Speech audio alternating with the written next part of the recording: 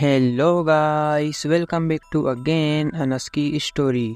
आज फिर हम एक नई कहानी लेकर आपके सामने उपस्थित हैं। दोस्तों, वीडियो को स्टार्ट करने से पहले मैं आप लोगों से एक बात कहना चाहता हूँ। अगर ये वीडियो आप तक पहुँच गई है तो प्लीज़ आप चैनल को सब्सक्राइब करें और मुझे अपना छोटा भाई समझकर सपोर्ट करें, क्योंकि आपके सब्सक्राइब करने से हमें मोटिवेशन मिलता है और वीडियो बनाने में भी अच्छा लगता है। तो प्लीज़ आप लोग मुझे सपोर्ट करें। तो चलिए शुरू करते हैं आज की कहानी, सरकटा हॉरर स्टोरी। यह कहानी एक ऐसे भूतिया प्रेत की है जिसे सरकटा कहा जाता है। सरकटा की यह भूतिया कहानी कई दशकों से लोगों के बीच चर्चा का विषय रही है। यह कहानी उस प्रेत की है जो अपने सर से जुदा है, लेकिन फिर भी भटकता रहता है लोगों की जान लेने के लिए। कहानी की शुरुआत एक छोटे से गांव से होती है, जहां अंधेरे में अक्सर अजीबोगरीब घटनाएं घटती थीं।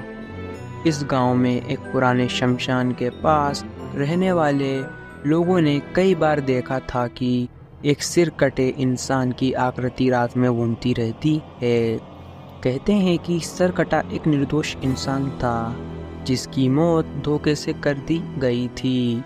मरते वक्त उसकी आत्मा ने बदला लेने की कसम खा ली थी और अब वह एक प्रेत बनकर लोगों को मौत के घाट उतारता है।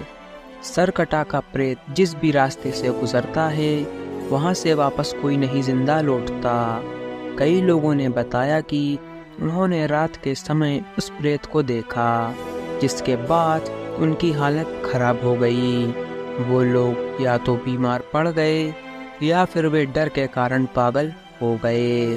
कुछ लोग इतने डर गए कि उन्होंने गांव ही छोड़ दिया। सरकटा की आत्मा हमेशा अपने सिर की तलाश में रहती है और जो भी उसकी राह में आता है, जो भी उसके सामने आता है, उसकी मौत निश्चित होती है। कहते हैं कि कुछ लोग जो इन सब को झूठी कहानियाँ और अंधविश्वास मानते हैं, वे लोग एक दिन सरकटा को पकड़ने की कोशिश करते हैं। वे रात के समय उस शमशान के पास जाते हैं, लेकिन वे कभी भी वापस नहीं लौटे। गांव में कई बार लोगों ने उसकी काली छाया देखी और अनजानी आवाज़ें भी सुनी।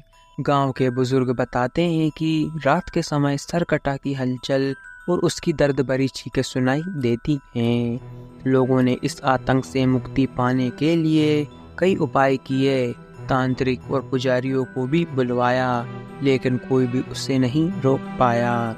सरकटा का आतंक दिन ब दिन बढ़ता गया। इस कहानी का अंत ऐसा है कि आज तक सरकटा को कोई नहीं हरा पाया।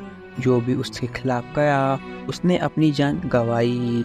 वह अभी भी उसी गांव के आसपास भटकता है, अपने सिर की तलाश में और लोगों की जान लेने के लिए।